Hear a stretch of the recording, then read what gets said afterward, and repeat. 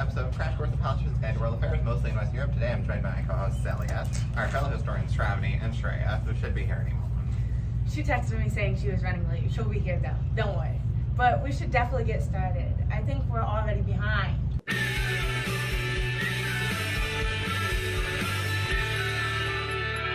So throughout this episode we'll be going through all the things that politicians should know before They're thrown into the world of politics and forced to deal with the issues they have no idea or previous knowledge of. So let's start with the background. Okay, so this was actually supposed to be where Shreya was supposed to start, so I don't know. I'm here, sorry I'm late. You're right on time. We were just about to start with the background information. You know, the historic events that really defined and shaped our region. Yeah, I can take it from here. So before you start having a say in the laws of a region as large as Western Europe, you probably want to know the history behind it, because sometimes there's a revival of past religions, like Neo-Confucianism in China, or the revival of government structures like the Meiji Restoration in Japan. Anyways, we're going to begin some historic events that made the region the way it is today, such as the Renaissance of the 15th century, Industrial Revolution of the 17th century, and World War I of the early 20th century. The importance of these events specifically is because of the impact that is not only on the regions, but the people who lived within it. The Renaissance was a cultural rebirth. The Industrial Revolution was brought in many large, unignorable environmental issues, and the world wars that led to the boost of nationalism, but also created the borders we see in Western Europe today. The Renaissance. This is an event originated in Italy, but pretty quickly spread like wildfire to the rest of Western Europe. Some of the most famous artists emerged in this time period, like Michelangelo, Leonardo da Vinci, and Raphael. Or as the modern day generations know them as the Teenage Mutant Ninja Turtles or the Ninja Turtle artists. Finish off the Renaissance and in true aspect of philosophers, we can look at the literature emergence and the revival of long forgotten texts and ideas, along with the revolutions that popped up for thinking, science, art, and world exploration. Now, politicians, this is why it affects you. A rise in languages and their rebirth from cultural policies popped up and formed. This led to rising differentiation of nations and the creation of new nations and the union of multiple nations into one nation, which led to a rise in nationalism, which still impacts this day, and loyalty to your own country, as well as religion, such as in Ireland. Moving on to our second event, which was the Industrial Revolution. More factories, less work, and a lot of pollution. During the Industrial Revolution, a wave of scientific and technological advances changed the world, or more specifically, Western Europe. The technological advance could fall under four sections: transportation, energy, textiles, and agriculture. Starting off, the steam engine helped with transportation and the ability to move large amounts of people at once. They were powered by coal, causing the need and want for this resource. Speaking of resources, water became a large source of energy and power for factories. Many factories were located around water and water sources. Factories were major producers of cotton and other materials that made life for the workers easier. Farming and agriculture advancements were also made to make the lives of workers easier, like the seed drill, made by a man named Jethro Tull. Did you know there's a rock band named after him? I didn't know that. He was a really helpful person though, so maybe that's why. His invention used the process of sowing, dropping seeds into the ground together at once, instead of an individual doing it once by once. Inventions like this helped create a large productivity increase, allowing for population growth. Poor peasants who disagreed with the new methods, sticking with more traditional ones, weren't able to keep up with the new demands, causing the migration from the country to the city. Also during this time, as someone who's a fan of money, I can tell you, competition arose. You know, the idea of the individual and freedom from government oversight. Let's use Britain as an example. The wealthy use their money for factories and mines. They were motivated by profits. The Industrial Revolution helped with more individualist principles of self-interest and self-reliance. The ideas fall under the umbrella of little or no government intervention within economic liberty. Capitalism also opposed the previous economic system of mercantilism by favoring government regulations and intervention. There were different forms of capitalism, like the laissez-faire, and the idea of the natural course, but all you truly need to know that capitalist systems, that is the base of our free market economy. The Industrial Revolution was the cause of environmental issues due to the deforestation that occurs, along with sanitation issues that came from the migration to cities and child labor increase to keep up with the consumer demands.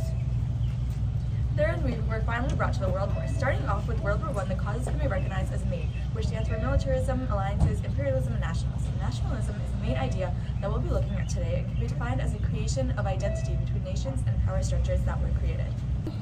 Wait, before you say anything else, it's time for the mystery document. Article 2. The action of the League under this covenant shall be effected through the instrumentality of an assembly and of a council, with a permanent secretariat. Article 3. The assembly shall consist of representatives of the members of the League.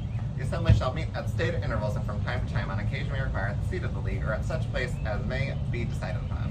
The assembly may deal at its meetings with any matter within the sphere of action of the League or affecting the peace of the world. At meetings of the assembly, each member of the League shall have one vote and may have no more than 3 representatives. This document is obviously referring to the League of Nations, made by the Triple Entente after World War I to try and keep peace. Spoiler warning, it didn't work. I have to assume the Treaty of Versailles, which gave Versailles. unfair consequences to Germany, causing that deformation of economy, seemingly being, if not the main cause of World War II.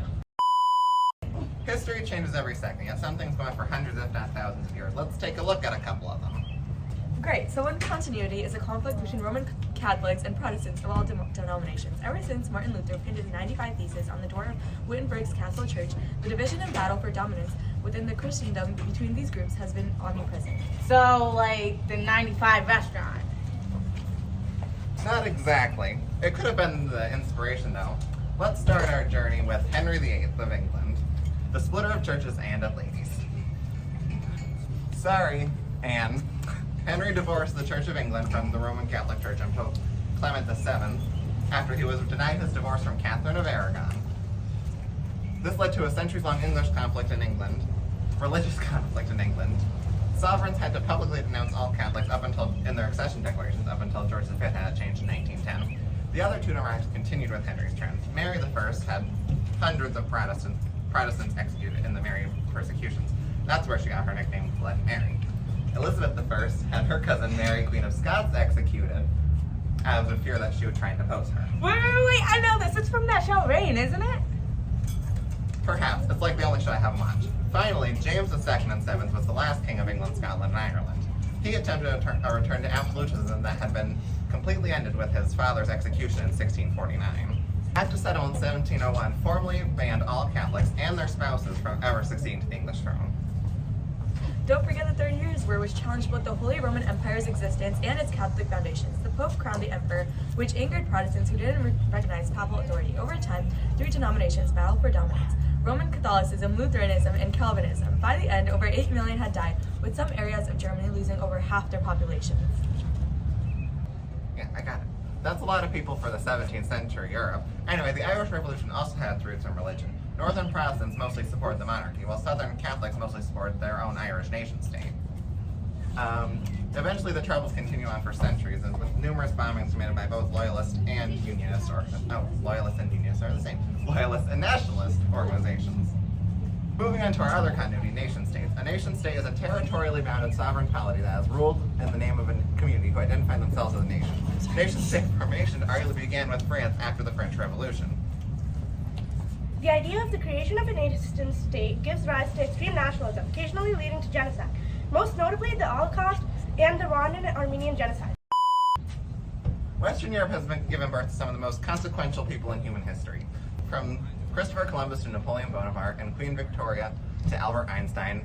That idea still stands to this day. Now we'll go to Sally to take a look at some of the important people in modern day Europe. Thank you, Ethan. Let's start with Her Majesty, Queen Elizabeth II, the Queen 70 years and counting of the town of 15 different countries. Connecting to the present day issues, namely the environmental issues, Queen Elizabeth has been committed to protecting wildlife and woodlife. She has also stated the lack of action on tackling the climate crisis is irritating. She has also started a Queen's Green Canopy project where everyone in the UK was welcome to plant a tree for her Platinum Jubilee. Her son, Charles, Prince of Wales, and grandson, Prince William, Duke of Cambridge, have also been noted in the media for their speeches on climate change. Continuing on from the Queen, who has served during her reign, Emmanuel Macron. Did someone say macaroons?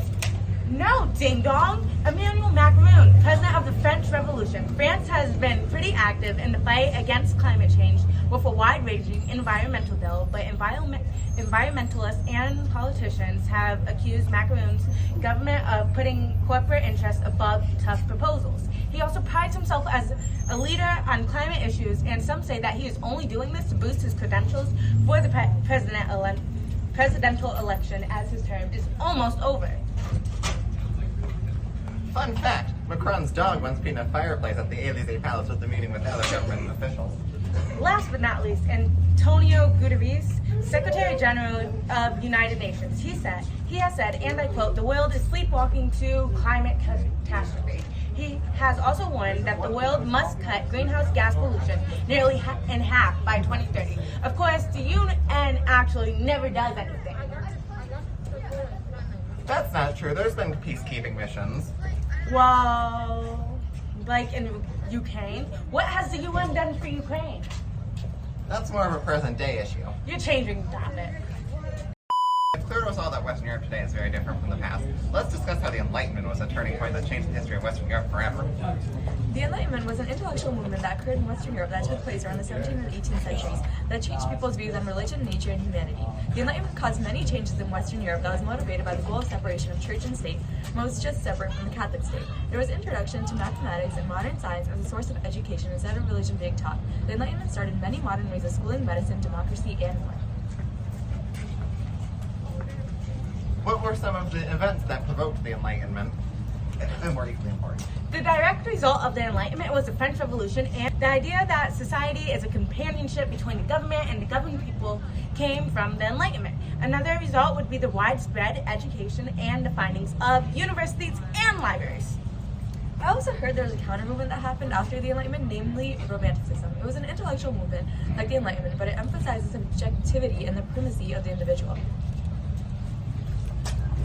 So basically, the Enlightenment was a sort of way to spread new ideas, and Romanticism was more of a way to focus on the emotions of the individual. All of this information has been to set up our three key present-day issues. 1, the refugee crisis. 2, the existentialist crisis of the European Union. And 3, well, of course, regarding the environment. How did nationalism actually impact Western Europe? Have you ever heard of the refugee crisis?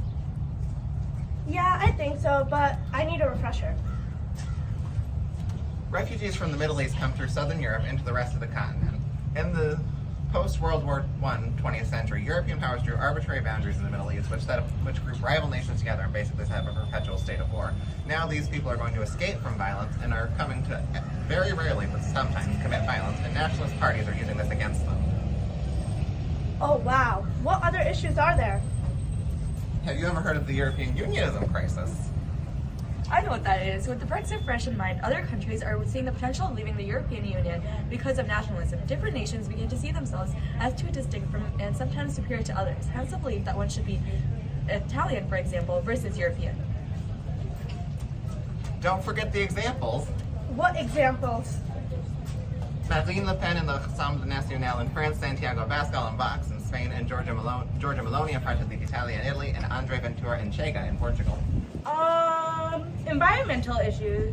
There's also environmental issues because of the Industrial Revolution and impacts on the environment and issues containing air, water, soil, and habitat. So now we have Shreya with basically, I don't know, weather.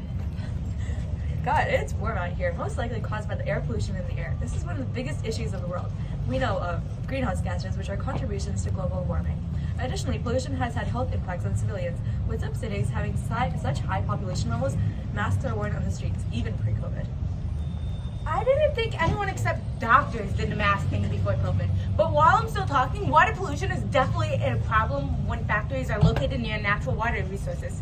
Solid, liquid, and gas toxins mix with local water supplies. These toxins can kill wildlife who rely on water sources and can even contaminate our own drinking water. Ew, factory water.